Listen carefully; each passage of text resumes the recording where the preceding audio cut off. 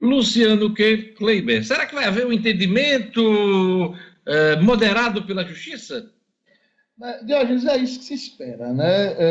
Lembrando que essa audiência de hoje, ela foi convocada pelo Corregedor-Geral do Tribunal de Justiça, né, o desembargador Lermando Mota, atendendo a uma provocação do Ministério Público. O Ministério Público quer exatamente a solução desse impasse. E é sempre bom a gente lembrar, Diógenes, o seguinte: tem uma discussão jurídica em torno exatamente dessa validade dos decretos do município. A imensa maioria dos juristas, dos operadores do direito, entendem que cabe ao município fazer a disciplinar os horários de funcionamento dos estabelecimentos no seu âmbito, né? Então, valeria, portanto, o decreto de Natal. Mas há uma corrente aí, né, de juristas que entendem que esta prerrogativa maior, superior dos municípios, ela só se dá quando a intenção é aumentar as restrições e não quando é para diminuir. É uma discussão jurídica, Diógenes. E isso criou toda a confusão do último final de semana, com polícia fechando estabelecimentos, com clientes sendo constrangidos, com o setor produtivo ainda mais sufocado, principalmente o setor de bares e restaurantes. E aí, acertadamente, o Ministério Público provocou a Justiça convocou essa audiência para hoje. Está marcada para as 14 horas.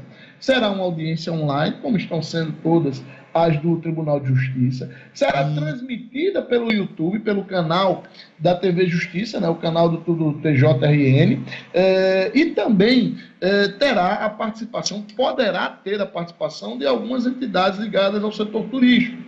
A BIH, a Brasel, podem participar para dar opiniões. Elas não poderão fazer perguntas, mas podem dar opiniões sobre o tema antes que o corregedor faça um pronunciamento final. Serão ouvidos, a princípio, a governadora, Fátima Bezerra, e o prefeito de Natal, Álvaro Dias, para tentar se chegar num entendimento, Diógenes, de se sair dessa audiência com uma regra mais clara para que a população possa seguir. Eu acho que isso é fundamental, tenho dito isso já há alguns dias, é fundamental para que se entenda qual é a dimensão em que Natal vive hoje de distanciamento social, de regras rígidas de isolamento e, principalmente, do impacto disso sobre o setor produtivo, que já anda muito sofrido. É sempre bom a gente lembrar isso, Diógenes. Uma curiosidade, Luciano Kleiber, a governadora Fátima e o prefeito de Natal vão participar dessa audiência pessoalmente,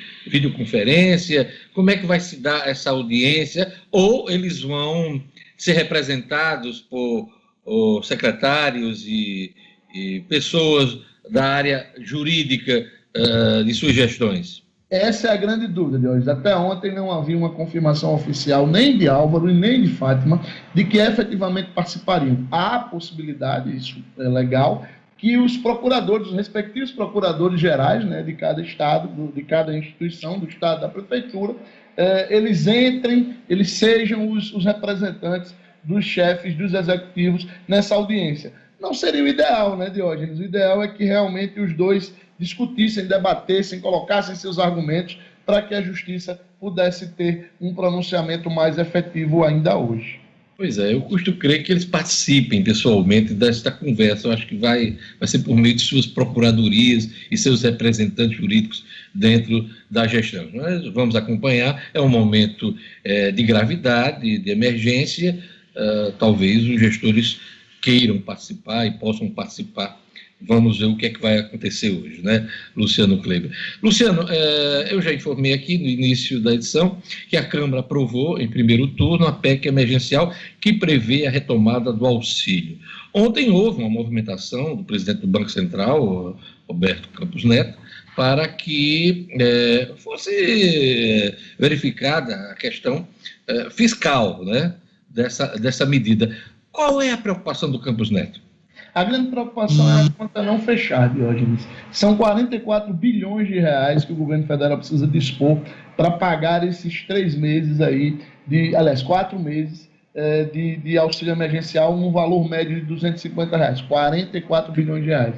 As contrapartidas, né, é sempre bom lembrar aqui para o nosso ouvinte, que pela lei de responsabilidade fiscal, o governo, para cada despesa que ele cria, ele precisa colocar uma receita, ele precisa fazer as compensações ali para o orçamento fechar. E pelo que está posto, o que está sendo citado como contrapartidas, não cobre nem metade desse valor, tá, Diógenes? E aí a gente está falando, por exemplo, do sacrifício das deduções de gastos com saúde e educação por todo mundo que declara imposto de renda no Brasil a partir do ano que vem. Né? Isso aí traria um alívio de algo em torno de 8 bilhões de reais para os cofres federais. Mas a conta ainda não fechou. E essa é a grande preocupação, não só do Campos Neto, como também de toda a área econômica do governo federal.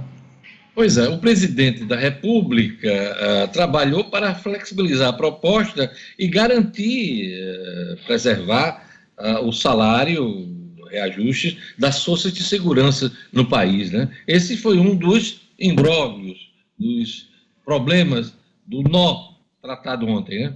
Pois é, porque uma das compensações, além dessa que eu já falei das deduções de imposto de renda, Diógenes, é exatamente o congelamento dos salários dos servidores, que está previsto hoje por 2 anos, que se encerrariam no final deste ano, por mais 2 anos, ou seja, ficaria até 2023, Diógenes, o congelamento dos salários dos servidores. E aí, o presidente da República, numa tentativa aí de atender um nicho bem específico dos seus eleitores, está querendo retirar as forças de segurança desse pacote aí. E aí, claro, houve reações.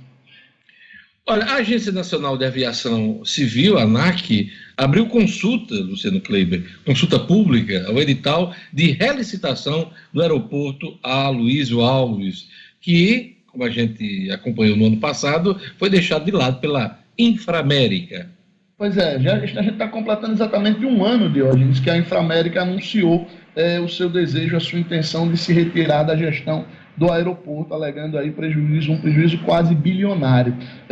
E aí, passado este ano, alguns passos foram dados, e ontem saiu mais um que é, vamos dizer assim, o penúltimo antes, na realidade o antepenúltimo antes da efetiva relicitação ou do novo leilão daquele equipamento. Com essa consulta pública, que dura 45 dias, o próximo passo é abrir uma audiência pública com a versão final desse edital, para que as pessoas pronunciem, os segmentos da sociedade civil, autoridades, representantes do setor empresarial se pronunciem dentro dessa audiência pública e, a partir daí, sim, seria publicado esse edital para que esse leilão, essa relicitação possa acontecer ainda este ano, Diógenes, é a expectativa. A Inframérica, inclusive, já trabalha com a possibilidade de, antes de dezembro, já não ser mais a administradora do aeroporto Aloysio Alves. Luciano, voltando um pouquinho à questão dos salários, eu estou vendo aqui que o Estadão registra hoje que, mesmo proibidos por lei, 54 municípios, 6 estados e o Distrito Federal autorizaram algum tipo de reajuste, bônus ou gratificação a seus servidores ou à cúpula do Executivo e Legislativo. Eu pergunto, o Rio Grande do Norte está no meio aqui desses 6 estados? Você tem notícia disso ou não? Está sim, Diógenes. O Rio Grande do Norte está no meio, sim. A gente teve aí reajuste no ano passado, você deve lembrar, teve um reajuste aí para as forças de segurança, exatamente para as forças de segurança do Rio Grande do Norte. É isso aí. A coluna de Luciano Kleiber, um oferecimento da Unifarma. Unifarma, que está presente em praticamente todo o Nordeste, são mais de 800 lojas e tem uma sempre bem pertinho de você com preço baixo, de verdade, eu garanto. Obrigado, Luciano. Até amanhã com as notícias da economia. Até amanhã, um grande abraço.